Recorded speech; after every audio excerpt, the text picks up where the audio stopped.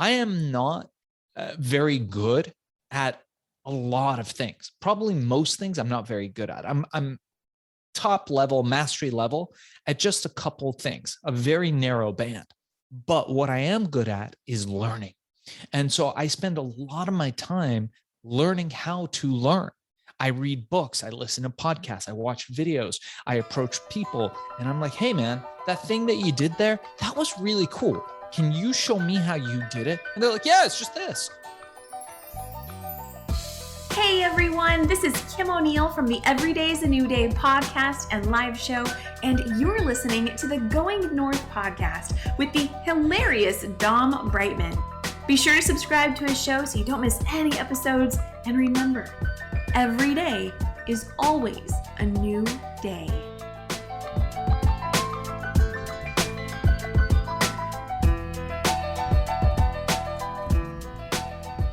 Today's episode is sponsored by the GoingNorthPodcast.com shop. And if you head over to the wonderful website, cop some merchandise, take a selfie with you rocking the gear, shoot it to yours truly, the host, Dom Brightman at gmail.com, and I will give you a shout out on the show as well, and heck, even tag you on social media as well. So feel free to check out some of the good old merch on GoingNorthPodcastShop.com. Now let's get on with some super special awesome content. And today on the Highlight Reel Builder for Authors known as GMP, the Great, Glorious, and Glamorous, it's the Going North podcast, and we got another super special awesome human for you today, friends. That's right indeed. That's right indeed, because today's featured best-selling author is an award-winning business mogul. So my man's a business mogul, and he won some awards, baby. He's also a fellow podcast host as well. So my man is rocking the mics, the rocks, and the business.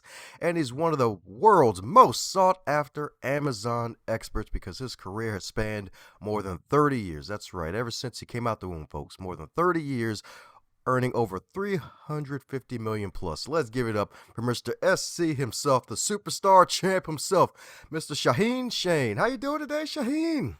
Good morning, Dom. I'm doing great. How about you? Yes, indeed. Doing great too, man. Excited to have you on, man. Been listening to some of your audio book. Great job. I'm glad you read the book, man. I always appreciate when the authors read their books. Yeah. It's funny when the book came out, and I think for you guys who are just listening to this, Dom is talking about my book Billion: How I Became King of the Thrill Pill Cult, which is out now on Amazon, Audible, wherever you want to find it. I actually had the audiobook recorded by a professional voiceover artist, someone who gets paid thousands of dollars to do this. And every single person told me, hey, really just want to hear you read it. So I end up reading the book. I think it's a fun ride. It's about my journey with creating a pill and creating nearly $1 billion in revenue while still in my teenage years. So anybody that's interested in that, you could check out Billion: How I Became King of the Thrill Pill Cult, and let me know what you think about it. I'm very curious. This has all been a journey. We just signed a film deal for the book, so I'm very excited about that film coming out soon. So there's going to be a lot of exciting things happening around Billion and How I Became King of the Thrill Pill Cult. And mostly it's kind of like what you do. I know you and I were talking before the show, and you are a librarian, which is such an amazing job because you get to be around books all day. The interesting thing about my story is that now I really feel that I can use it to empower others to achieve similar success that I had. So that's mainly the reason why I wrote the book, is to help inspire people to know that you can do anything, even if you don't have money, even if you don't have resources. There's really just 3 things that you need to have: knowledge, courage, action. And I credit my friend Wayne Boss, who shared that philosophy with me early on, one of my mentors. And it's really about having those 3 qualities that anybody can capture. And with having knowledge, courage, and action, you can accomplish anything. And I talk about that more in my book. Boom. Knowledge, courage, and action, baby. That's right. The KCA indeed, baby. That's right indeed. That's right indeed. You're so right, because there's so much darn knowledge out there, and of course, regurgitated knowledge thanks to the power of the internet. But hey, you got to have the courage to really use it and then actually take action afterwards, because you could walk around with a wonderful constipation of inspiration. Too much information and be like, oh God, too much information. I have to use some of it. Yeah, it's true. It's true. And, one of the most important things I know now that I'm talking to a librarian is knowledge. And knowledge really can be acquired. Most people don't understand this. It's one of the most common mistakes that entrepreneurs make, especially beginning entrepreneurs. They look at things and they're like, man, I'm just not good at this. I'm just not good at this. No, there's things that you'll be good at naturally and things that you might need to work on naturally. But there is so much stuff, and most things that you need and able to be able to succeed in life and to be able to succeed financially can be learned. I am not very good at a lot of things. Probably most things I'm not very good at. I'm top level, mastery level at just a couple things, a very narrow band. But what I am good at is learning. And so I spend a lot of my time learning how to learn.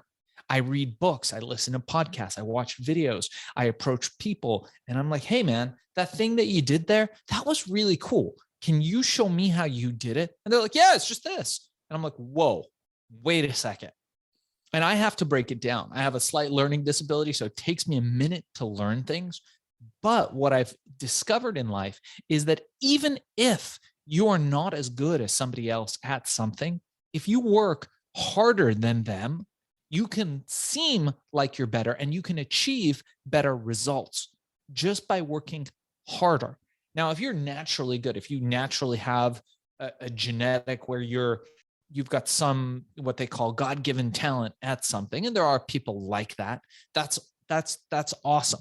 The majority of us, for the majority of things we need to succeed in business, to succeed in life, to succeed in all those things that we want to succeed at, are not going to have those innate abilities. So what do we need to do? We need to learn.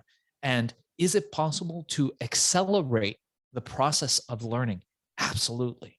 If you're not as good at something as somebody else, what can you do? Work harder. And that's what I like to teach. And now I have a course where I teach people how to make money on the Amazon platform, not selling their hours, rather selling their creativity. And we do that. It's Amazon Mastery. And if anyone's interested in that, you could reach out to me as darkzess@gmail.com, darkzess@gmail.com. And we teach this. I teach people, stop selling your hours. I teach people, learn how to learn better, right? Have you heard, if I had 10 hours to cut down a tree, I'd spend 1 hour cutting down the tree and 10 hours sharpening my axe. Maybe the other way around, right? 10 hours, I'd sharpen my axe for 9 hours and I'd spend 1 hour cutting down the tree, right? And that's really what I feel life boils down to, is that you have to really spend more time thinking, doing the heavy lifting, sharpening those tools. How do I accelerate? How do I accelerate my learning?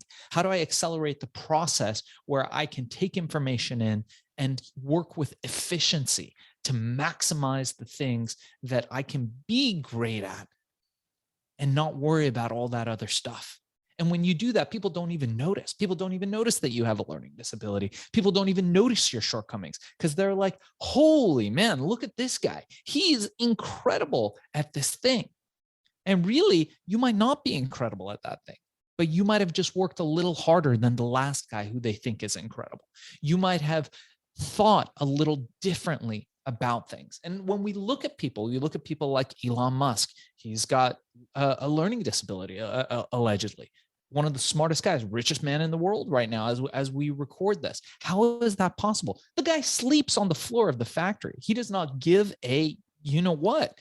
Look at Jeff Bezos. He had bricks set up in his office and a piece of wood and a spray painted sign behind him that said Amazon. And he worked ceaselessly, endlessly at getting to where he was. Look at Steve Jobs, the same thing. Steve Jobs, people will disagree with this, wasn't the nicest of people from all counts, especially from Walter Isaacson's biography of him. But what they did do is they learned how to think differently and how to learn differently. And now in this particular time in history, speaking of Jeff Bezos, everybody has the opportunity to create income, recurring streams of revenue, hours that you don't have to sell. We try to get people out of selling their hours. So I invite people to reach out to me. And I have a 1-hour course because you're a librarian and because I know that you're helping people. I want to help people too. It's normally $200. I'm going to give it to them for free. So I'm going to give my 1-hour Amazon course for free. Mention DOM, the code DOM in the subject heading. Email me directly and we will take care of you. It is darkzess@gmail.com. DARKZESS@gmail.com. And we'll give you that 1-hour course for free, teaching you everything, how to sell on Amazon, how to go from A to Z, how to find a product, and how to succeed by not selling your hours. Boom. That's right indeed. That's right indeed. My man's a heavyweight champion right now, baby. Giving you all these gems, baby. That's right. Giving you access to that knowledge indeed, baby. That's right indeed. It's kind of interesting that you mentioned that you're learning disability, because I didn't even get to that part yet, because, like, I never even thought of that, because, like, my man's picked up so many skills, and the fact that you actually developed a herbal legal drug at the age of 15. So how the heck did that even happen with the learning disability? Is it dyslexia? No, I think I'm probably slightly dyslexic, probably slightly all of that stuff. But I didn't even realize until later in life that it's harder for me to learn things than most people. It's harder for me to take information in and to be able to translate it into actionable items. Very challenging for me. And I realized, like, when I sit in a classroom or I sit at a lecture or I sit at any of these things, people are like picking up this information very quickly. But for me, it feels like jumbled information. So I have to create a workaround where my brain can take this information and translate it. It didn't stop me from making millions of dollars. It didn't stop me from creating one of the largest supplement companies of all time before I was even in my 20s. But what it does do is it showed me that I have to think a little bit differently than most people. And yeah, I got to work a little harder than the last guy who doesn't have a slight learning curve to go around. So I started when I was very young. We came to the United States as immigrants and we didn't really have any money, grew up solidly poor. My dad had all kinds of odd jobs, just trying to make ends meet. Ended up working at a pizza shop, at a dry cleaners, and he worked at a dry cleaners for almost all his life until he retired. And I wanted to have wealth. I saw all this wealth, all this American dream happening. And I was like, man, I want to have this wealth, but I had no access to it. It wasn't there for me. It was there for other people, seemingly. So I left home. I decided to seek my fame and fortune. I found a mentor, a man named Ed Lawson. I write about him in my book. He was known as the California Walkman. He was a great civil rights leader of his time. And Ed was a black man coming up in the 60s and 70s, and he would constantly get harassed by the police. This is before Black Lives Matters. This is before all that kind of stuff. And he took the police departments to the Supreme Court by himself. He's not an attorney. He was just a guy who believed in justice and fairness. And when I met him, he had gone through all that. He had won a Supreme Court case, and he had decided that he was going to mentor some young people. And there I was. And I was mentored by him for a period of time. And he really shifted my view on the world and taught me a lot about how the world works, how business works, how deals are conducted, but most importantly, how to influence people. And he was, more than anybody I've ever met to this date, a master of influence. He was a master storyteller. And if you can master those two qualities, it doesn't really matter where you are, what you have, what resources are available to you, because everything in life involves one person giving something to another person. So if you hold the tool of influence, and if you can do that through storytelling, the most impactful form of influence, there's nothing that can stop you.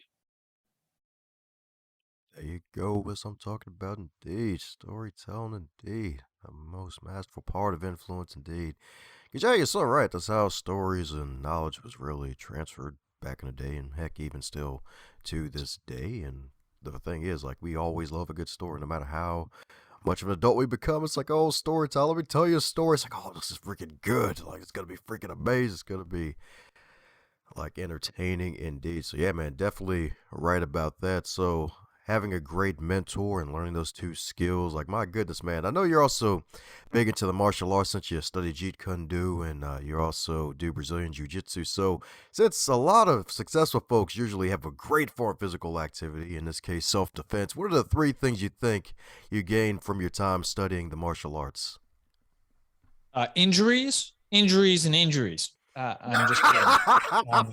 I'm currently injured. I'm nursing a back injury at the moment. But Ouch. I think, look, from martial arts, we can learn a lot of things. The first thing I think we can learn is how to be anti-fragile, as Nassim Taleb talks about in his book, Anti-Fragile. So many people in life are so worried. They're so concerned that every little thing is going to disrupt their perfect ecosphere. So many people are really set back by the slightest things in life. Anything can throw you off balance. Try to be on the mats for 2 hours straight with people that are trying to choke you out and take the air out of your trachea. And you will quickly realize that the things in life, all those things that are happening in life, really matter this much in comparison to the big picture. So the first thing is it teaches you how to be anti-fragile. You realize that you're tougher than you think. The second thing, which I think is probably the single most important thing in business and life and in any of that, is mastery of discipline. Discipline is so critical. Discipline over what you eat, discipline over how you act, discipline over what you think, and being able to delay gratification. So important. And martial arts, one of the most important things, why I have my kid do it, is because it teaches you discipline. It allows you to have the discipline of not striking somebody because you don't like what they said at an Oscar party or at the Oscars. It gives you the discipline to have the security to know that you're okay. That's another thing. And calmness, knowing that you can defend yourself physically, emotionally, in all ways, gives you a sense of not only self-worth, but of calmness, where you can go through the world being calm, knowing, look, if I had to handle myself, I could, but I'm not going to unless I have to. The most chillest dudes you will ever meet are going to be badass martial artists. Because when a dude is on the mats, when a dude is in the ring, when a dude is doing that several times a week, he doesn't want to fight. Somebody could say something about his mama and he could be like, all right, well, that's messed up. You don't talk about someone's mama, but you know what? It's cool. It's not worth it for me to hurt you.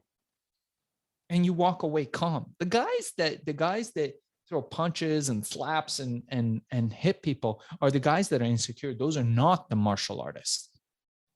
So it's a calm that you get going into life.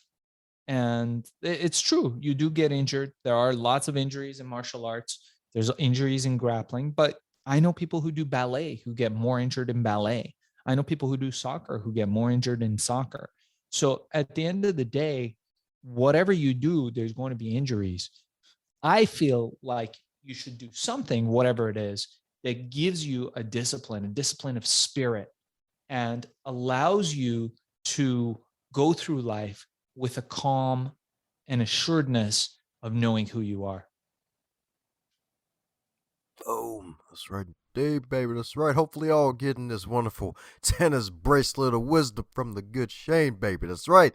That's right, indeed. The superstars got you covered, indeed, man. I'm telling you, because so right, indeed. It's like like just learning the martial arts, it does give you like a real sense of calm and purpose. And like folks would be like, "Oh God, we're gonna die! Oh my gosh!" Like, nah. I took a kick to the face today. I think I'll be okay. Like, forget this. Like, I'll be all right. Yeah. Yeah. One of my first martial arts teachers, one of the things they taught me is that you're not going to die from a punch. Very unlikely. So one of the exercises that we did many years ago when I was a kid was actually we tied our hands behind our back, and then our partner, because you pair up in martial arts, our partner just got to punch us and we could not punch back. We could only bob and weave and duck and go back, and you'd get hit. And then it would be that person's turn, and then they would get hit, wearing gloves, of course. But you learn that, hey, a punch is going to hurt, but it's not going to kill me. And so then when your hands are free, you're like, oh man, this is great. And I'm not afraid of a punch when a punch is coming. And life is like that too. You got to know that in business, in whatever you do, whatever endeavor you undertake, you're going to get punched. It's going to happen. Life has a way. I don't know anybody who's lived life who hasn't been punched. It happens. Look at all the great people throughout history. Everybody gets punched. Everybody gets knocked down. It's how you get up, how you react to those situations. And so what's that mean? It's about your internal state. It's about who you are inside and how you react to the stimulus being given to you. It's not about the stimulus. That's BS. All the stuff is on the periphery. It's about how you interpret it. And that's really what it's all about at the end of the day. Amen to that, indeed. Amen to that, indeed. That's right, indeed. So since my man is all about really getting back up and really turning setbacks into success, one question I've been loving to ask folks recently is that what would you consider would be like your greatest failure that actually ended up leading to your greatest success? Yeah, I've had a lot of failures in life. And the fact is, when you look at people that are successful, look, I've made hundreds of millions of dollars in my life.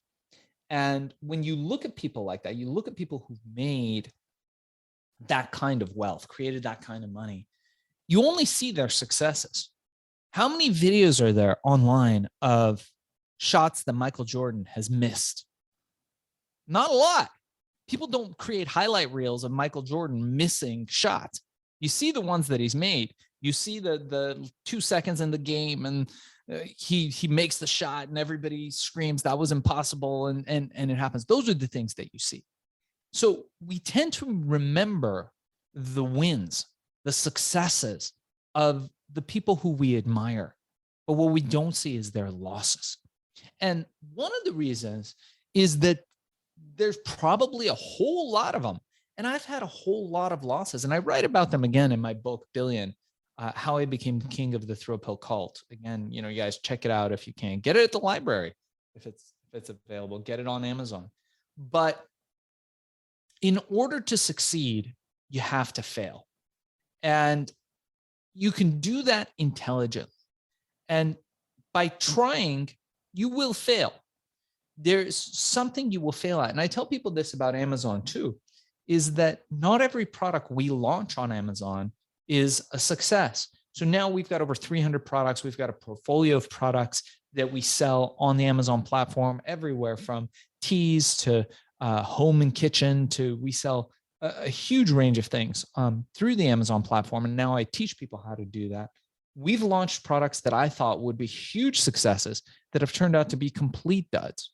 But in a very general terms, I'll tell you, every time I have failed in a very big way, it has been me going against my gut, going against my intuition, going against that feeling that I had that, man, this looks good on paper, but when you really look at it, I don't feel right about this business. There's something about it that doesn't sit right with me.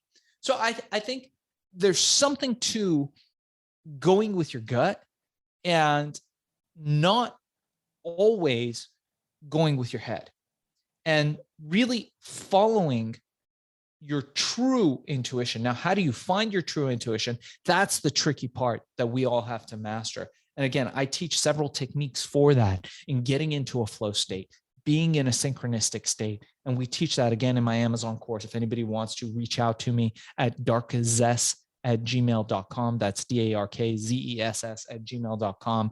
And I'm happy to give you that 1-hour course for free. But really, at the end of the day, when I look back at all my failures, I'm like, I kind of knew that wasn't going to work out for whatever reason, because it wasn't aligned to who I am. It wasn't aligned to what I believe. It wasn't aligned with what my gut was telling me to do. And I think in general terms, I think that's probably going to be more helpful to your listeners than my specific millions of failures. Okay. I got you the specific millions of failures. Yes, indeed. So when's the last prank call you made, man? I know you still love to make prank calls, man. Yeah. I love making prank calls. I do it all the time. I love pranking scammers. I love pranking Nigerian scammers in particular, who have these scams where they'll call off Craigslist and they'll say, hey, I'll pay you an extra $1,000 if you ship it to me and wherever. And we collect checks. So they send you these fake checks, and I have a collection of fake checks that people have sent me from strange, far and off, exotic places, which I'm always amused by.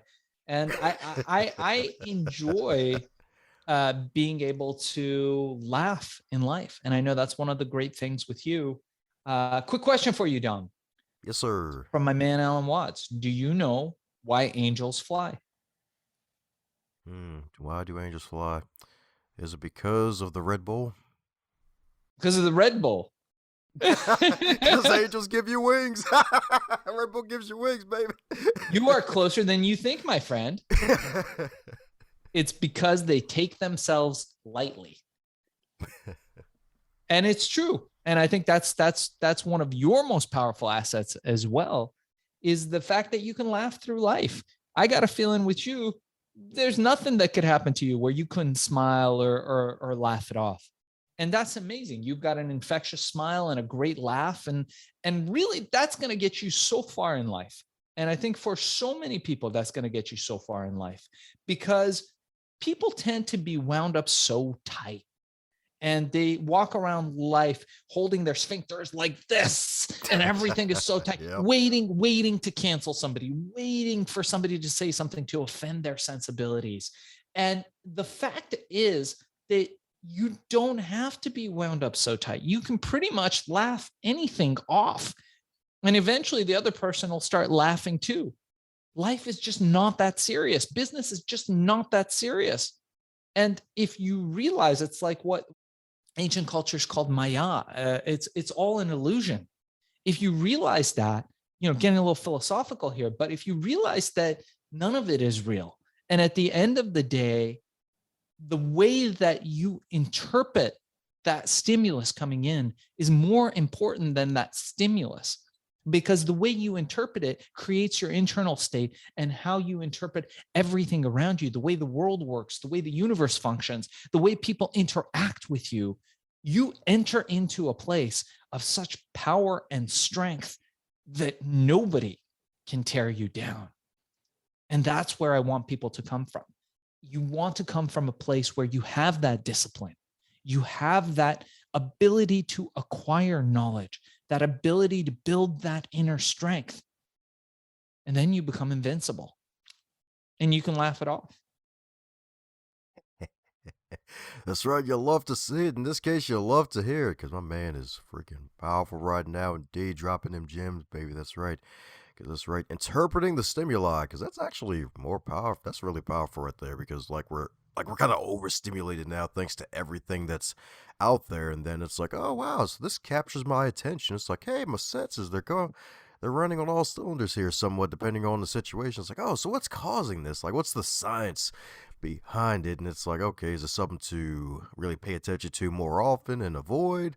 Or is it something to really pay attention to and be like, oh, well, I kind of like this feeling. Let me go ahead and pay attention to it and see if I can get more out of it. So my goodness, like that's actually something even never heard before. Just paying attention to the stimuli and what the cause of it is. Like it's something probably folks should take home with them. It's true, my man. It's true. So yeah, that's awesome, man. Well, look, I really appreciate you having me on. Do you have any closing questions or anything you'd like to close with? Oh, yeah, man. Yes, indeed. The question that everybody gets to receive, man. So if you're to wake up tomorrow and you're at 25 again, but you're in the current year of 2022 with all of your knowledge and experience, what advice would you give to yourself? So if I woke up tomorrow and I Yeah. was 25 years old, what knowledge and information would I give to myself? Is that what you're asking? Yeah, man. You basically wake up 20 years younger, man. Wow. Okay. So we're not talking about me talking to the younger me. We're talking, I just wake up in the morning and I'm 25. Yeah, man. I so but then I'm giving advice to myself. So the older me is giving advice to the younger me, but it's tomorrow and I'm the younger me. Yeah, man. Okay, because it's a little bit different than what you would say to the younger you. Okay, man. so now I got to put myself in the position of me being me now, which that's okay because I'm there now. But then there's a second me that's 25 that's now standing next to me. That's kind of freaky because I'd be like, well, is this guy gonna live in my house? What's gonna happen with this 25-year-old dude? This is a crazy question. I mean, was he gonna hang out with my family, my wife, my kids? What are we talking about here? This is like a 25-year-old dude now who's living in my house. I think that's called having kids.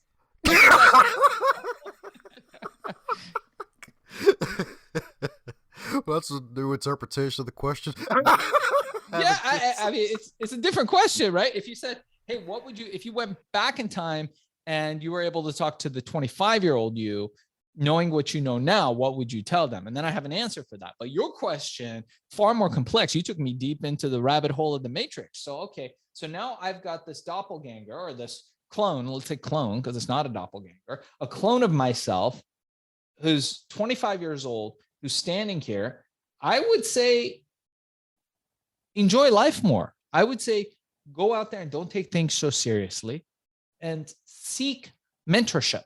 Seek people who've achieved what you want to achieve and get them to mentor you and guide you along the way. I think that's what I would do.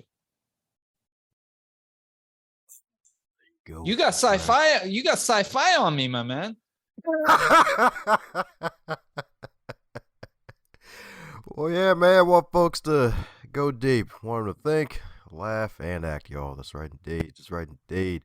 So, once again, for those who need to keep in contact with you, check out that wonderful course and buy thousands of copies of your wonderful book. What's the best way for folks to do so? Yeah, don't buy thousands of copies. Just buy one. I don't know what you do with 1,000 copies of my book. Buy one. You can get that at Amazon. Billion, How I Became King of the Thropo Cult. If you want to reach me, email me, darkzess@gmail.com, darkzess@gmail.com. And I'm happy to talk. If anyone's interested, if you want to learn how to make money, how to sell on Amazon, just give me a call and we can have a conversation. There you go, folks. That's right. We're going to put all the wonderful stuff in the show notes, indeed. That's right, indeed. He's got you covered like a blanket, indeed, y'all. Definitely check it all out. It's going to be in the show notes, indeed. Oh, shoot. I can't believe I forgot to ask my usual fun question. You're a fun guy. So if your book Billion was a food item, what would it be and why? Meat, steak, love steak. The best thing in the world. Grass-fed steak. Probably the best thing. Liver, too. Liver is very nutritious.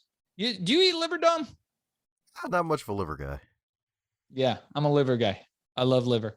And I feel it's one of the most nutritious foods, got all the supplements, vitamins, everything in the world, but liver really is nothing makes me feel as good as having liver. So I'm going to recommend that. Go get some liver. That's what it would be. And I appreciate you having me on, Don. Thanks a bunch for tuning in and setting aside some of your time to listen to this wonderful podcast, Going North.